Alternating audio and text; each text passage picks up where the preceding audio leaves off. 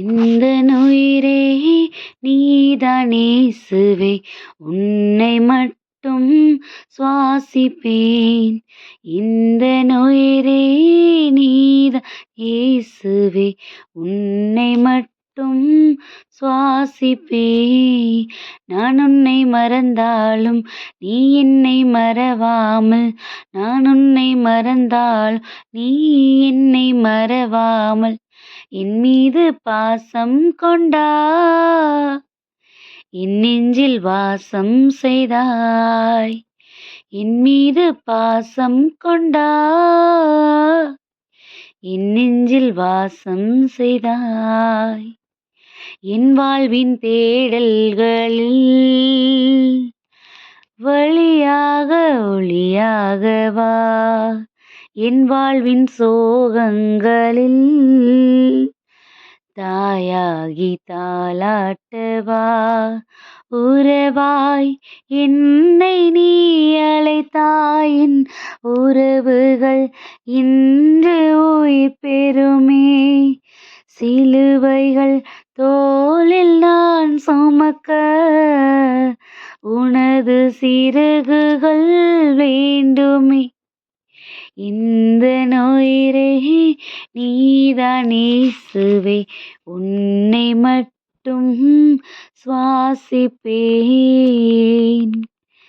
Hi குட்டீஸ், எல்லாரும் எப்படி இருக்கிறீங்க? நல்லா இருக்கீங்களா? ஹாப்பியா இருக்கீங்களா குட்டீஸ்? ஏசப்பாவுடைய கரம் எப்பயும் நம்மளோட இருக்குது. நம்மளுடைய சுமைன்னு நம்ம நினைச்சிட்டு இருக்கதெல்லாம் நம்ம எங்க சுமந்துட்டு இருக்கிறோம்? அவருடைய கரம் தானே சுமந்துட்டு இருக்குது. அப்படிதானே குட்டீஸ்? அந்த உணர்வை நம்ம எப்போ உணர ஆரம்பிச்சிட்டோமோ, அந்த உண்மையை எப்போ நம்ம ரியலைஸ் பண்ண ஆரம்பிச்சிட்டோமோ, கண்டிப்பாக நம்ம லைஃப்பில் சோர்வும் இருக்க போகிறது கிடையாது. அந்த சோர்வு வர்றதுக்கான சோகமும் நமக்குள்ளே இருக்க போகிறது கிடையாது குட்டீஸ். ஏன்னா அவர் நம்ம கூட இருக்காரு நம்மளை தாங்கிறதுக்கு. ஏசப்பா நம்மளை தாங்குறாரு அப்படின்னா அவர் தாங்கணுங்கிறதுக்காகவே என்ன பண்ணலாம், நம்ம எவ்வளோ நாளும் என்ன பண்ணலாம், கஷ்டத்தை அனுபவிக்கிறதுக்கு தயாராக இருக்கணுமா குட்டீஸ்? என்ன சொல்ல வராங்கன்னு யோசிக்கிறீங்களா? நம்மலாம் வீடுகளில் பண்ணாததா குட்டீஸ்? நீங்க அழுதீங்கன்னா அப்பாவுக்கு என்ன வரும், ரொம்ப என் பிள்ளை அழுகிறாளேன்னு நம்ம என்னெல்லாம் கேட்குறோமோ, கேட்கறதுக்கு முன்னாடி அதை செஞ்சு கொடுத்துடணும்னு தோணும் தானே அப்பாவுக்கு. அந்த டெக்னிக் தெரிஞ்சுட்டே நம்ம என்ன பண்ணுவோம், அப்பா வர நேரம் பார்த்து கரெக்டாக நம்மளுடைய எல்லா விஷயங்களையும் ஸ்டார்ட் பண்ணுவோம். நம்ம அப்பாட்ட அடம் பிடிக்கிறதுக்கு நம்ம அழுது, இல்லை சோர்வாக இருந்து, இல்லை நமக்கு ஏதோ ஒரு விஷயத்த நம்ம பண்ணால் அப்பா நம்மளை கண்டிப்பாக நம்ம பக்கம் திரும்புவாங்க, நமக்கு எல்லாம் பண்ணி தருவாங்கன்னு சொல்லி என்ன பண்ணுவோம், நம்ம அந்த விஷயத்த நம்ம அதிகமாக நம்ம பண்ணி நம்ம அப்பா நம்ம பக்கம் திரும்புகிற வரைக்கும் என்ன பண்ணுவோம், பண்ணிட்டு இருப்போம். அப்படி தானே குட்டீஸ்? அதே தானே நம்ம இங்கேயும் இப்போ நம்ம சோர்வில் இருக்கிறோம் அப்படின்னா அவருடைய கரம் நம்மளை தேற்றுது. அவருடைய பாதைகள் நம்மளை ஸ்ட்ராங் ஆக்குறதுக்கு நம்ம பக்கமாக திரும்பி வருது. அப்படிங்கிறதெல்லாம் நம்ம அனுபவிக்கிறோம். அது நமக்கு வேணும் அப்படின்னா நம்ம இப்போ பட்டுட்டு இருக்கிற கஷ்டங்கள் தைரியமாக சந்தோஷமாக நம்ம அந்த கஷ்டத்தை நம்ம ஏற்றுக்கணும் குட்டீஸ். அதை எதிர்த்து நிற்கிறதுக்கான பலத்தை, அதை கடந்து வர்றதுக்கான அந்த தைரியத்தை ஏசப்பா நமக்கு கொடுப்பாங்க. அப்படிங்கிற வைராக்கியத்திலேயே நம்ம சந்தோஷமா அந்த பிரச்சனைகள்லாம் என்ன பண்ணிடும், எனக்கு இதை கடந்து வர்றதுக்கு தைரியத்தை கொடுக்க ஏசப்பா என் கூட இருக்கிறாங்கல்ல அப்படின்னு நம்ம அதை பாசிட்டிவா எடுத்து அவர் உடனிருப்ப பெருசா நினைக்கணுமா குட்டீஸ்? அவர் உடனிருப்ப மறந்துட்டு நம்ம அந்த பிரச்சனைகளை பெருசா நினைச்சுக்கிட்டு, அந்த போராட்டத்தை பெருசா நினைச்சிட்டு நம்ம இருந்தோம்னா கண்டிப்பா அதுல எந்த ஒரு பலனும் கிடையாது. சோர்வு மட்டும்தான் குட்டீஸ் மிஞ்சும். ஆனா எல்லா பிரச்சனைகள்கிட்டையும் சொல்லுங்க, நீ என்னை என்ன பண்ணிட முடியும், இந்த சூழ்நிலைகளை கடந்து வர வைக்கிறதுக்கு, இந்த சூழ்நிலைகள்ல நான் வென்று நான் இந்த இடத்துல நான் அச்சீவ் பண்றதுக்கு எனக்கு என் கூட ஏசப்பா இருக்கிறாங்க. அவர் இருக்கிற வரைக்கும் உன்னால என்னை எதுவுமே பண்ண முடியாதுன்னு அந்த சோர்வுகிட்ட நம்ம அடிச்சு பேசணுமா குட்டீஸ்? நம்ம அப்போதான் அவருடைய உண்மையான பிள்ளைகள். அவர் நம்மளை கண்டிப்பா கை தூக்க விட வருவாரு. அவருடைய பாதைகள் நமக்காக திரும்பி நிற்குது அப்படின்னு நம்ம எப்போ நம்ம நம்புறோமோ, கண்டிப்பா நம்ம லைஃப்ல எந்த ஒரு சோர்வும் எந்த ஒரு பிரச்சனையும் நம்ம பெருசா பாதிச்சிட போறது கிடையாது குட்டீஸ். ஸோ இந்த நாள்லயும் பார்த்தீங்கன்னா, அந்த வசனத்த ஃபர்ஸ்ட்டு பார்க்கும்போது எனக்கு நெறைய அதில குழப்பங்கள் இருந்தது. ஆனா, இன்னைக்கு பார்த்த பாடல் பாடி முடிக்கும்போதே இதற்கான அர்த்தம் புரிஞ்சிருச்சு குட்டீஸ் எனக்கு. யோபு 5:18 பார்த்தீங்கன்னா, "அவர் காயப்படுத்தி காயங்கட்டுகிறார், அவர் அடிக்கிறார், அவருடைய கை ஆற்றுகிறது." யோபு 5:18 அவர் காயப்படுத்தி காயங்கட்டுகிறார், அவர் அடிக்கிறார், அவருடைய கை ஆற்றுகிறது. கண்டிப்பா.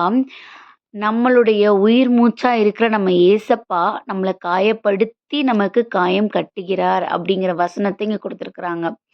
இத யோசிக்கும்போது எனக்கு ஒரு அருமையான ஒரு விஷயம் ஞாபகம் வருது. இப்ப நம்மலாம் ஃபால்ஸ் போறோம் அப்படித்தானே குட்டீஸ்? நம்ம ஃபால்ஸ் போகும்போது அது நம்ம எதுக்காக போறோம்? அங்க போய் அந்த தண்ணியோட அந்த வேகம் நம்ம மேல படணும். அது அவ்வளோ ஃபோர்ஸா பட்டாலும் கூட நமக்கு வலிக்கும். கஷ்டமா இருக்கும். ஆனாலும், அதுல நம்ம சந்தோஷம் தானே படுறோம். அது நமக்கு ஒரு ஒரு ரெஃப்ரெஷ்மெண்ட்ட தருது. எனக்கு ரொம்ப நல்லா இருக்கே! எனக்கு இந்த ஃபீல் ரொம்ப நல்லா இருக்கேன்னு தானே குட்டீஸ் நம்ம நினைக்கிறோம். அதே மாதிரி தான் நான் இந்த வசனத்தையும் எடுத்துக்கிறேன். ஏசப்பா என்ன காயப்படுத்துறாங்க தான். எனக்கு கஷ்டமா இருக்கு தான். ஆனா, அந்த காயப்படுத்துதல்ங்கிறது என்ன சந்தோஷப்படுத்துறதுக்கான வழிய உண்டு பண்ணி குடுக்குறாங்க. எனக்கு ரெஃப்ரெஷ்மென்ட் குடுக்கறதுக்காக ஏசப்பா இந்த வழிய உண்டு பண்ணியிருக்காங்கன்னு எனக்கு அருமையா இந்த விஷயத்த குறிச்சு யோசிக்கும்போது தோணுது குட்டீஸ். நீங்களும் கூடவே ஏசப்பா உங்கள உருவாக்கும்போது, அதுல நெறைய காயங்கள் வரதான் குட்டீஸ் செய்யும். ஆனா உருவாகி நீங்க அற்புதமான எல்லாராலயும் நீங்க மகிமைப்படுத்துற அளவுக்கு உங்கள கடவுள் உயர்த்துவார் பார்த்தீங்களா? அந்த நேரத்துல தான் தெரியும், எனக்கு அவர் காயப்படுத்தியிருந்தாலும் கூட என்ன உருவாக்கும்போது, என்ன செதுக்கி தானே உருவாக்க முடியும். அவர் ம் அவ அவர அவர் அதுக்காக தான் என்ன எடுத்து பயன்படுத்தியிருக்கிறாரு. அதுக்காக தான் என்னைய அவ்ளோ தூரம் அடிக்கும் அவர் என்ன பண்ணாரு, என்னைய அதுல அதுல நானு உள்ள நுழைஞ்சு வெளில வரணுங்கிறதுக்காக தான் எனக்கு இந்த சூழ்நிலைகள குடுத்திருக்கிறாரு. இப்போ பல கண்களுக்கு முன்னதாக அவர் என்னைய உயர்த்தி வச்சிருக்கிறாருங்கிறத நம்மள ஏசப்பா புரிஞ்சுக்க வைப்பாங்க குட்டீஸ். ஸோ அவருடைய அவருடைய புரிதல நம்ம புரிஞ்சுக்கிட்டோம்னாலே நம்ம லைஃப்ல எல்லாமே ஹாப்பியா இருக்கும். ஸோ அதுக்காக ஏசப்பாட்ட ஒப்பு குடுத்து ப்ரேயர் பண்ணுவோமா? அன்பான ஆண்டவர் இந்த நேரத்திற்காக நன்றி அப்பா. தகப்பனே உங்களுடைய கரம் எங்களை ஆற்றுகிறதுக்கு தகப்பனே உங்களுக்கு நாங்க நன்றி செலுத்துகிறோம். இன்னும் கூட எங்க லைஃப்ல நாங்க சந்திக்கக்கூடிய சூழ்நிலைகள் உம்மால் உருவாக்கப்படுறதுக்கு நாங்க தகுதி உடையவங்களா இருக்கணும். அதற்காக எங்கள முழுவதுமா உமது கரங்கள்ல ஒப்புக் கொடுக்கிறோம். ஆமென்.